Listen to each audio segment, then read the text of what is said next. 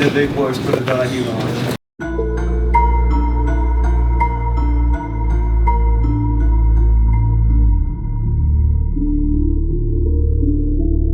What's up guys, my name is Oliver Taza. I'm a black belt under John Danaher, training out of New Wave Jiu-Jitsu and teaching out of Black Widow MMA, as you guys can see. More and more teaching and coaching is becoming a very, very important part of my development in Jiu-Jitsu. Being able to relay information to people here who have never done a single day of Jiu-Jitsu in their lives and people who've been training for about a year or two. It really helps me for my own understanding, but also, you know, for overcoming competition results that don't go your way. It just gives you the ability to tell yourself like, hey man, there's other aspects of Jiu-Jitsu that I really, really enjoy, and coaching is definitely becoming one of them. So Cal Chambers and I, we fought in 2016 at Matt Monsters in San Diego. It was a good match. I ended up walking away with a submission win, but I've been keeping an eye out on him. I saw him at AIGA, I saw him out at PGF. He's definitely made some improvements, especially in the leg lock department. When I first accepted the match, I was expecting, you know, similar Cal Chambers to what I faced, but I've seen he made a lot of improvements, and that definitely got me to adjust a little bit my game plan and my approach going into the match. So I'm not concerned about anything that he does because, you know, it's nothing I've never seen before, but I definitely need to respect his attacks, you know, just like any leg locker, you know, these locks are real, you know, these submissions can come on fast, can come out of nowhere.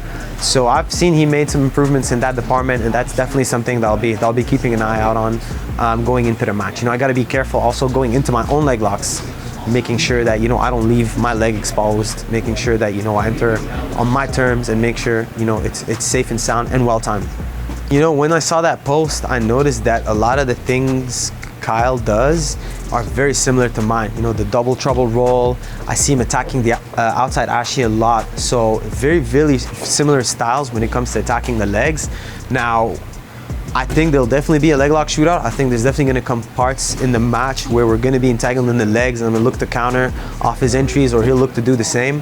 I'm gonna try my best, obviously, to go in on my terms, you know, make sure that when I go in, my legs are more or less safe. But, you know, I see him counter, especially at PGF, I see his counter leg locking skills have gotten good. So, I mean, I'm gonna have to obviously respect his attacks and try to go in there on my terms, but I think there will be a leg lock shootout. So in competition, I didn't get submitted, but I remember having to fight through some discomfort against Mateusz Cicinski at the Polaris Grand Prix they did 2 years ago.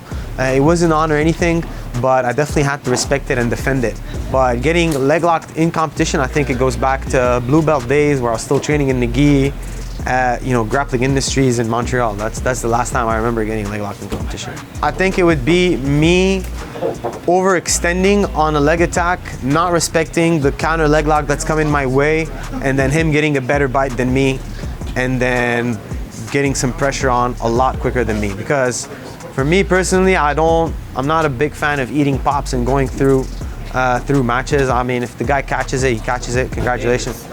I'm not Davis Asari, man. I'm not made out of whatever he's made out of, that Norwegian milk. That's not me. That's not me, man.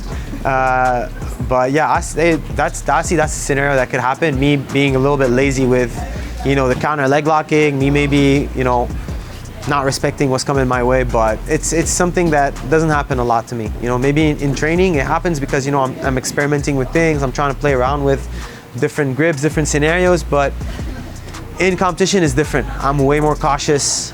You know, the experience that I have against the high-level leg lockers is pretty good, and I see it being a disciplined performance from my part. I like the match with Max Hansen. Max Hansen coming off a Pan American win. I like him against Shane. Shane's got some unorthodox attacks, so we might see a highlight reel. We might see an upset. I know Gio Martinez is back. He's fighting Gianni Grippo. That's a good one. You know, two veterans who've been around for a while. That's a good match. You know, it's clash of styles, positional versus, you know, submission-oriented game. That's a very good one. And then I have a lot of people that I met actually this weekend teaching seminars in Dallas that told me they have, you know, matches at Main Character. There's Cal Short. There's another lady, I forget her name. Two ladies that I met in two different gyms. So I'll be good, even though they're not big names, but still local people I got to train with. They're pretty good. So there's a lot of talent, man. There's a lot of talent. Even people that I don't know, the level's gonna be good, man. I think people should tune in to watch me. I haven't competed since ADCC. That's the longest break I've taken in competition since I don't know when. I'm going in with a different mindset. It's going to be a lot of fun. You know, I'm going in to, you know, enjoy myself, have some fun. I really miss competition, and it's going to be a performance where I really let everything out, and I'm not worried about getting into exchanges where, you know, things cannot go my way. So people should get their tickets ASAP or watch the stream on Flo Grappling. That's it. That's it, done.